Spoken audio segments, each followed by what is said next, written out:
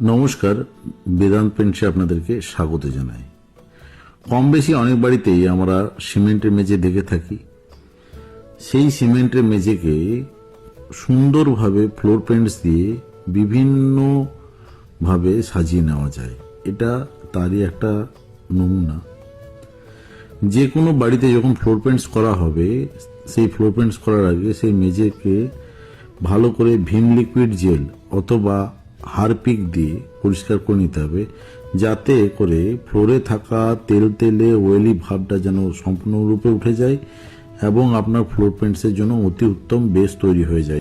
অনেক সময় বাড়িতে ফ্লোর পেন্টস লাগানোর পর ছেড়ে গেলে বলা হয় যে না, ওই কোম্পানির ফ্লোর পেন্টসটা ভালো নয়, তাই বেশি দিন টিকলো না, বা যে জায়গাটাতে বেশি হাঁটা হয় সেই জায়গায় ফ্লোর পেন্টস দেখবেন পায়ে পায়ে উঠে যায়, তো মনে হয় না ফ্লোর পেন্টসটা খারাপ। আসলে তা নয়।